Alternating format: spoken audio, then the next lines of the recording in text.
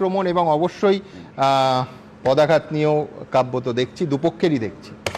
না, পদাঘাত নিয়ে কাব্য যিনি লিখেছেন সুবোধ সরকার, আমি জানি না ওনার নামটা সুবোধ সরকার হলো কেন, ওনার নাম হওয়া উচিত ছিল পশ্চিমবঙ্গ সরকার। পশ্চিমবঙ্গে যে যখন সরকারে থাকবে উনি তার হয়ে 2 লাইন কাব্য লিখে দেবেন।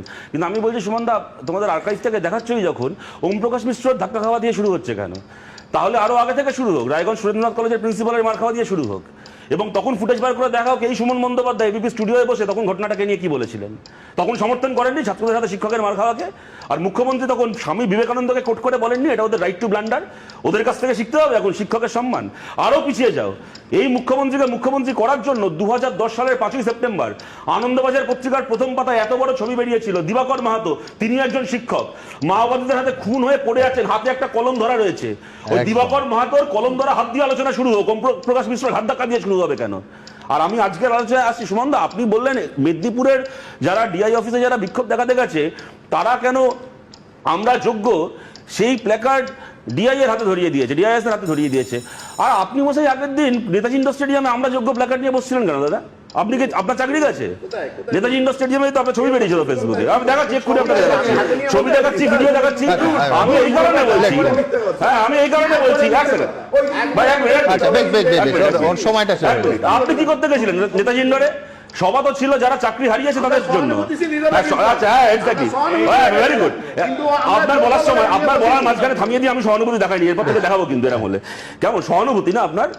2016 সাল থেকে 2025 সাল পর্যন্ত লক্ষ লক্ষ প্রতারিত ছেলে মেয়ে যখন শহীদ মিনারের তলায় বসেছিল, পুলিশের মার খাচ্ছিল, একজন গর্ভবতী মহিলার ব্লিডিং হলো ওখানে বসে অনশন করে, তখন একদিনের জন্য সহানুভূতি দেখাতে ওখানে গিয়ে বসতে পারেননি। এখন মুখ্যমন্ত্রীটাকে নেতাজি ইন্ডোর স্টেডিয়ামে বসেছিলেন, আপনারা সহানুভূতি দেখাচ্ছেন। আমি জিজ্ঞেস করছি সুমনদা, যারা চাকরি করলো তাদের চাকরি গেল, তারা পুলিশের মার খেলো, যারা এর আগে এদের চুরির জন্য প্রতারিত হয়ে আজকে 7 বছর 8 বছর 9 বছর ধরে ধর্ণা দিচ্ছে, তারা একাধিকবার পুলিশের মার খেয়েছে, কখনো গান্ধী মূর্তির সামনে, কখনো বিকাশ ভবনের সামনে, একাধিকবার পুলিশের মার খেয়েছে। যারা চাকরিটা বিক্রি করলো তারা শুধুমাত্র পুলিশের স্যালুট পেল আজ পর্যন্ত। আজ পর্যন্ত একটা উদাহরণ দেখাও দেখি যারা চাকরিটা বিক্রি করেছে তাদের গায়ে একটা পুলিশের আঁচল ডেকেছে। এমনকি যে পার্থ চ্যাটার্জি, অর্পিতা যে জেল কাটছে, তারাও জেলে গেছে সিবিআইডির জন্য। মমতা বন্দ্যোপাধ্যায়ের পুলিশের কি ভূমিকা আছে চাকরি চোরের বিরুদ্ধে একটা ব্যবস্থা নেওয়ার ক্ষেত্রে? আর আজকে প্রশ্ন করা হচ্ছে এনারা কেন গেছেন? এনারা তো প্রথম দিন যাননি ডিআই অফিসে, দিনের পর দিন এদের সঙ্গে প্রতারণা করেছেন। প্রথমে যখন মামলা হয়েছে বলেছেন যে না, সব রিক্রুটমেন্ট ফেয়ার হচ্ছে, কোথাও কোনো অসুবিধা নেই, আপনারা চাকরি করুন, কোনো অসুবিধা হবে না। তারপরে যখন হাইকোর্টে মামলা হলো, কেস হারলো সরকার, এদের চাকরি চলে গেল, তখন কি বললেন? তখনও সুযোগ ছিল, হাইকোর্ট বারবার করে বললো ওএমআর প্রকাশ করুন, ওএমআর জমা দিন। বলো কোনো ওএমআর জমা দিতে হবে না, আমরা ওএমআর নষ্ট করে দিয়েছি, কিন্তু কোনো অসুবিধা নেই, সুপ্রিম কোর্টে আমরা বুঝে নেবো। আপনি মমতা ব্যানার্জি আপনি আশ্বাস দিয়েছেন, সেদিনও এটা ডিআই অফিসে যায়নি। আমি বলছি যাওয়া উচিত ছিল, সেই দিনই যাওয়া উচিত ছিল। এনারা আপনাকে ভরসা করেছিলেন, এনারা তো কোথাও যাননি, কোথাও বিক্ষোভ দেখাননি। সুপ্রিম কোর্টে আপনি নাকি বুঝে নেবেন। যেদিন স্টে অর্ডার হলো উদ্বাহ হয়ে নৃত্য করলেন, যেই তো বলেছিলাম সুপ্রিম কোর্টে বুঝে নেবো, বুঝে নিয়েছি।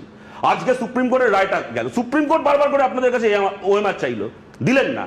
তারপরে নেতাজি ইন্ডোর স্টেডিয়ামে মুখ্যমন্ত্রী সভা করলেন, একটার পর একটা মিথ্যে কথা বলে গেলেন। বলা হলো মাইনে বন্ধ হবে না, স্যালারি পোর্টাল বন্ধ হয়ে গেল।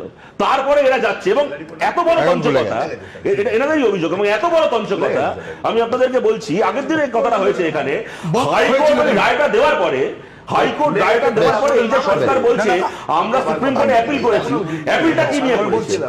একবার একটা লোকেরও চাকরি ফেরানোর জন্য সুপ্রিম কোর্টে যায়নি সরকার। ক্যাবিনেটের বিরুদ্ধে তদন্তের নির্দেশ যে হাইকোর্ট দিয়েছিল, জাস্টিস অভিজিৎ গাঙ্গুলি সেই সময় দিয়েছিলেন, যাতে ক্যাবিনেটের বিরুদ্ধে, মমতা ব্যানার্জির বিরুদ্ধে তদন্ত না হয়, সেই আপিল দিয়ে সুপ্রিম কোর্টে গেছে। এদের চাকরি নিয়ে কে গেছে? দিনের কথা করবেন, প্রতারণা করবেন, তারপরে এরা বিক্ষোভ হবে না।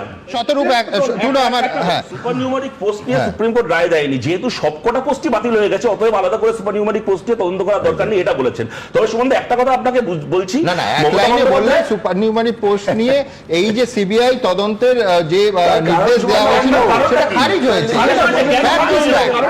সুপ্রিম কোর্ট যে গোটা প্যানেলটাই যেহেতু বাতিল হয়ে গেছে, সেহেতু আলাদা করে সুপারনিউমারিক পোস্টের প্রাসঙ্গিকতা নেই। দুই রাজ্যপালের সই। আর আমি একটা কথা বলছি, আমি শতরূপ আরেকটা কথা বলার আগে, আমি শতরূপ একটু আগে বারবার বলছিল যে পিছনে ফিরে যাও, পিছনে ফিরে। আগা গোড়া বামফ্রন্ট সরকারের নন্দীগ্রামের পরেও পাশে ছিলেন এবং পাশে দাঁড়িয়েছেন সুবোধ সরকার। এগুলো তুমি আমাকে মনে করালে নাকি এগুলো তুমি ওনাকেই মনে করালে? না, তোমাকে মনে করালাম। আপনি এত মনে রাখনা করলেন যে তোমার সরকারের পাশে ছিলেন। আমি তো সেই কারণে বলা শুরু করলাম এইটা বলে যে উনি সুবোধ সরকার সরকার নন, উনি পশ্চিমবঙ্গ সরকার।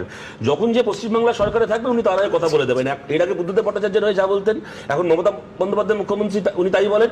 এরপরে যদি স্যান্ডি সাহেব আর অনুমণ্ডল আমাদের মুখ্যমন্ত্রী হয়, তাদের হয়ে উনি একই কথা বলবেন। আমার সুতরাং আমি এই কারণেই বলছি এখানে উনি গুরুত্বপূর্ণ নয়।